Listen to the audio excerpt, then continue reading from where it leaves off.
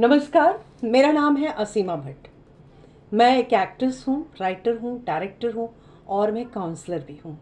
जी हाँ, मेंटल और इमोशनल जिन्हें प्रॉब्लम है उनकी मैं हीलिंग और थेरेपी भी करती हूँ। आज मैं आप लोगों के साथ एक वाक्य शेयर करना चाहती हूँ। रिक्वेस्ट करती हूँ कि आप लोग पूरा सुने और इस पर गौर भी करें। दरअसल आज जब मैं घर लौट रही थी किसी काम से तो मुझे एक आंटी मिली। वो उस तरह मेरी परिचित भी नहीं है और पर अनजान भी नहीं है, क्योंकि इससे पहले भी हम कई दफ़ा मिले थे और हमारी बातचीत होती थी, हेलो हेलो होती थी।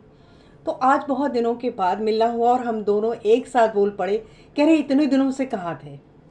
फिर बातों बातों में उन्होंने कहा कि मैं बस यही पास तक के लिए निकली हूँ, मुझे कुछ फूल लेने हैं और कुछ मिठाइयाँ लेनी है, क्योंकि कल आंटी के घर पे एक पूजा थी।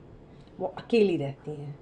अकेली इसलिए कि उनके पति नहीं हैं और एक ही बेटी है जो जॉब करती है। बेटी उनके पास से थोड़ा दूर रहती हैं, क्योंकि जहाँ जॉब करती हैं वहीं पे उन्होंने एक फ़्लैट ले रखा है। तो मुंबई की दूरी और ट्रैफिक से बचने के लिए उन्होंने ऐसा किया। माँ यानी वो जो आंटी हैं अपने हस्बैंड के घर में, जो कि पुराना बड़ा सा घर है, उसमें रहती हैं। बेटी सेंसिबल है, उन्होंने एक हेल्पर रखा है जो सुबह सुबह आकर आंटी की हर तरह से हेल्प करती है। बेटी माँ को ऑनलाइन हर चीज़ जो उन्हें चाहिए वो ऑर्डर कर देती हैं, तो माँ को कहीं ज़्यादा निकलना नहीं पड़ता, तो वो कभी कभी निकलती हैं। जैसे वो चल रही थी तो उन्होंने कहा बहुत दिनों बाद निकली हूँ तो मैं चल नहीं पा रही हूँ, यानी पैर जो है बैलेंस नहीं हो रहा था। बहरहाल मैं उनके साथ चलने लगी। मैं फूल वाले तक गई, मैं मिठाई की दुकान तक गई। तो फिर उन्होंने कहा भी कि तुम्हें देरी हो रही हो। मैंने कहा कोई नहीं आंटी, चलिए।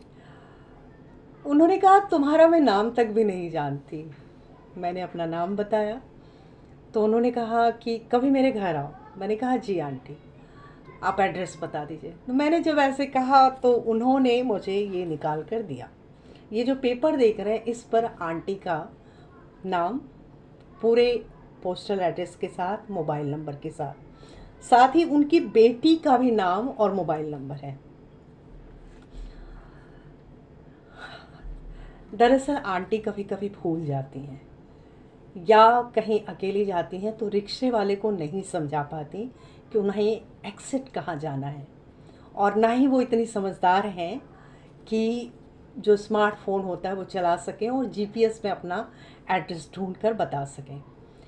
ये बात मुझे बहुत सेंसिबल लगी है कि उनकी बेटी ने अपनी माँ के पर्स में पूरा एड्रेस मोबाइल नंबर सहित और अपने मोबाइल नंबर के साथ उनको दे रखा है। हम सब के घर में ऐसे बुज़ुर्ग हैं, तो हम लोगों को चाहिए कि हमें भी ये सीखना चाहिए कि उनकी जेब में या उनके पर्स में पूरा का पूरा एड्रेस इसी तरह से रख दें कि कभी अगर वो रास्ता भूल जाएं, भटक जाएं या दूसरे को नहीं समझा पाएं कि वो कहाँ रहते हैं, कहाँ जाना है, तो उनके लिए ये बहुत हेल्पफुल होगी। So please do it. Thank you so much.